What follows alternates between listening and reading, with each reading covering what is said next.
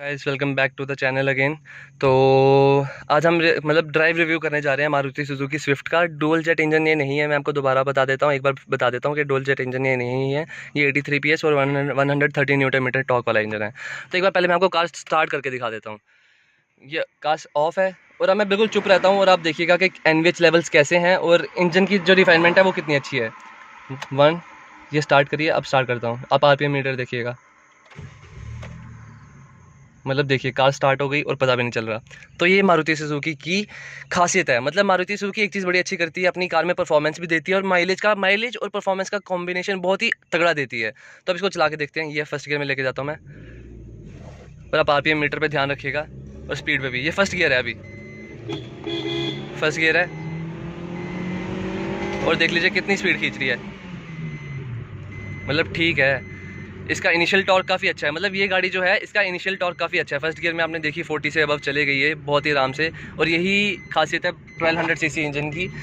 तो ये है गाइज, एक मिनट में सीट बेल्ट पहन लेता हूँ। तो ये था इसका फर्स्ट गियर में गाइज। तो अब आप देख सकते हैं सेकंड गियर में, और बहुत ही आराम से ये जो गाड़ी है पर मारुति की गाड़ी होने के मुताबिक ये बहुत ही आराम से अपनी परफॉर्मेंस शो कर देती है, इनिशियल गियर्स में भी और हायर गियर्स में भी। इस गाड़ी को चला करके मैंने एक चीज़ देखी है गाइस कि सिटी पर्पस के लिए भी ये गाड़ी बहुत अच्छी है, हाईवे पर्पस के लिए भी अच्छी है। लेकिन हाईवे के पे जब आप इसको मोर देन 100 लेके जाते हैं तो मुझे उतनी स्टेबल नहीं लगती है, पता नहीं क्यों, लेकिन मुझे उतनी स्टेबल नहीं लगती जब मैंने चलाई तो।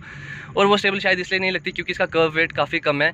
एक गाड़ी को हाईवे पे हायर स्पीड पे होने के लिए उसका कर्व वेट भी अच्छा होना चाहिए। कर्व वेट भी बहुत ज़्यादा मायने रखता है एक कार के लिए। तो ये है। बाकी इसके अर्गोनॉमिक्स मुझे बहुत अच्छे लगे हैं, जितने भी बटन्स हैं, स्टीयरिंग माउंटेड कंट्रोल्स हैं, तो सब बहुत ही सही हैं और काफ़ी कि अर्गोनॉमिक्स इसके ठीक है। हर एक चीज़ रीच में है, एक ड्राइवर के लिए सब कुछ रीच में है। और एक चीज़ मैंने नोटिस की, इसका जो इंफोटेनमेंट सिस्टम है, ये वाला बटन वाला नॉर्मल सा म्यूज़िक सिस्टम, ये थोड़ा सा ड्राइवर साइड की तरफ इंक्लाइंड है। मैं जब उस पैसेंजर सीट पे बैठा था तब मुझे थोड़ा सा दूसरी तरफ लग रहा था, और अभी मैं ड्राइवर सीट पे बैठा हूँ तो मुझे थोड़ा सा मेरी तरफ इंक्लाइंड लग रहा है। और बाकी फील गुड फैक्टर है इस कार में। अब जब मैं इसको चला रहा हूँ, अब मैं 4-5 बंदों के लिए गाड़ी ठीक है, हालांकि पीछे 3 बंदे नहीं बैठ पाएंगे, लेकिन फील गुड फैक्टर है इस गाड़ी में। और प्लास्टिक क्वालिटी भी मुझे ठीक लगी, हालांकि जब इसको दबाऊँ मैं, जब ये गर्म हो जाता है, जब इसका डैशबोर्ड गर्म हो जाएगा, जब आप इसको धूप में रखते हैं तो जब मैं इसको ऐसे दबाता हूँ तो ये अंदर प्रेस होना शुरू हो जाता है। लाइक वैगनार का तो बहुत ही ज़्यादा प्रेस होता है, लेकिन उससे ठीक है। मारुति इसको एज अ प्रीमियम प्रोडक्ट नहीं बेच रही है, लेकिन फिर भी उतनी नहीं, थोड़ी सी प्रीमियमनेस ये आपको गाड़ी फील करवाती है।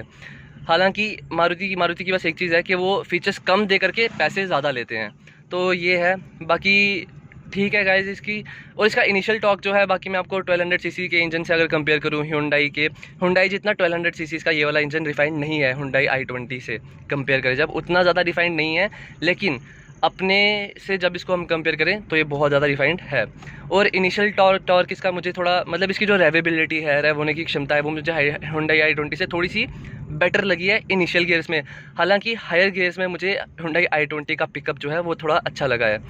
और गाइज अब मैं आपको एक बात बताता हूँ। इस इंजन की खासियत ये है कि आप इसको जितना मर्जी ड्राइव करें इनिशियल गियर्स में, ये आपको एवरेज फिर भी अच्छा निकाल के देगा। परफॉर्मेंस के साथ साथ आपको इस गाड़ी में एवरेज भी मिल रहा है। तो इनिशियल गियर्स में आप, जैसे मैं इसको हाई RPMs पे, अगर मैं इसको इनिशियल गियर्स पे चलाता हूँ, माइलेज थोड़ी सी कम होगी, लेकिन उतना फ़र्क नहीं पड़ेगा। अब जैसे आप रेनो के इंजन ले लीजिए, क्विड का ले लीजिए 1000 सीसी का, या ट्राइबर का ले लीजिए 1000 सीसी का, चाहे टर्बो वाला या चाहे नॉन टर्बो।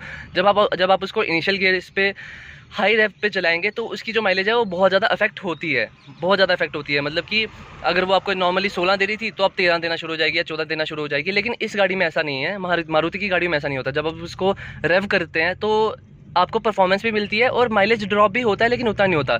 और इन इंजन्स की एक गलत बात ये भी है कि आप जैसे 1200 सीसी के इंजन है बड़े, इनमें सिलेंडर बड़े हैं जो इनके, ये हालांकि 4 सिलेंडर इंजन है, और 4 सिलेंडर इंजन होने के साथ साथ जब आप इसको स्लोअर स्पीड्स पे विद AC या फिर खड़ी गाड़ी में AC चलाएंगे तो ये आपको बहुत ज़्यादा तेल जो है ये पिएगी, बहुत तेल पीती है। तो ये इन गाड़ियों का थोड़ा एक ड्रॉबैक है।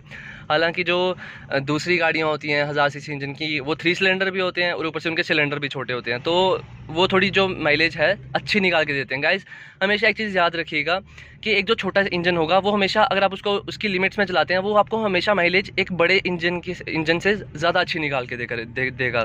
तो यही एक चीज़ होती है जो देखनी पड़ती है।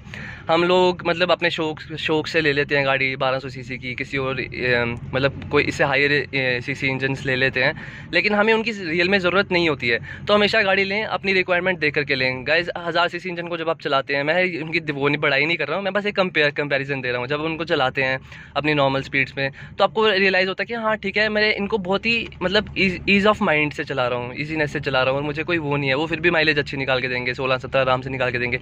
लेकिन जो 1200 सीसी और उससे हायर इंजन है, वो आपको फिर भी थोड़ी कम माइलेज निकाल के देंगे। और गाइस बाकी एक बात करूँ तो MID पे अभी ये 19.5 का माइलेज शो कर रही है। लेकिन मैंने जब से इस गाड़ी को चला रहा हूँ, पिछले एक हफ्ते से मैं चला रहा हूँ, ये 19.5 का ही शो कर रही है। जब मैं इसको हाई रेव पे भी चला रहा हूँ फिर भी 19.5 शो कर रही है, और जब मैं इसको नॉर्मली चला रहा हूँ तब भी 19.5 ही शो कर रही है।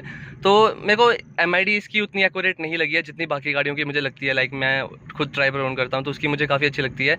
और एक चीज़ कहूँ तो स्टीयरिंग व्हील जो है इसका थोड़ा पतला है, मतलब कि काफ़ी पतला है। और एक चीज़ अच्छी है कि स्टीयरिंग व्हील पे थोड़ा सॉफ्ट टच मटेरियल दिया है और वो प्रेस हो पा रहा है। अब इस पे कोई भी हमने कवर नहीं लगाया है, लेकिन फिर भी वो प्रेस हो पा रहा है, तो ये चीज़ मुझे थोड़ी अच्छी लगी। और बाकी तो मुझे स्टीयरिंग व्हील थोड़ा स्पोर्टी लगा है, काफ़ी अच्छा लगा है। और बाकी तो गाइस यही था। यहाँ से विजिबिलिटी बहुत अच्छी है गाड़ी की, मतलब मैं सामने भी देख पा रहा हूँ, पीछे भी देख पा रहा हूँ। ORVMs जो हैं वो मुझे पीछे का व्यू भी अच्छा प्रोवाइड कर रहे हैं, IRVM भी अच्छा व्यू मुझे प्रोवाइड कर रहा है। तो विजिबिलिटी की कोई कमी नहीं है इस गाड़ी में। बस आपको ये है कि हाई स्पीड्स पे आपको थोड़ी ध्यान से देख करके चलानी पड़ेगी, क्योंकि सेफ्टी तो इस गाड़ी में हमें दी नहीं गई है। सिर्फ 2 स्टार रेटेड कार है ये, और कर्व वेट भी इसका उतना अच्छा नहीं है। मारुति सुजुकी सिर्फ एक कार है विटारा ब्रेजा, उसका कर्व वेट अच्छा है और उसकी ड्राइवेबिलिटी अच्छी है। तो ये था गाइज़, बाकी तो गाइज़ यही था। तो ये था एक स्विफ्ट का ड्राइव रिव्यू। तो प्लीज़ स्टे ट्यून्ड, और जल्दी मिलेंगे किसी और गाड़ी के साथ, और अच्छी सी वीडियो लेके आएंगे, अच्छा सा ड्राइव रिव्यू लेके आएंगे, और नॉर्मल रिव्यू भी लेके आएंगे। तो गाइज़ स्टे ट्यून्ड, सब्सक्राइब करें।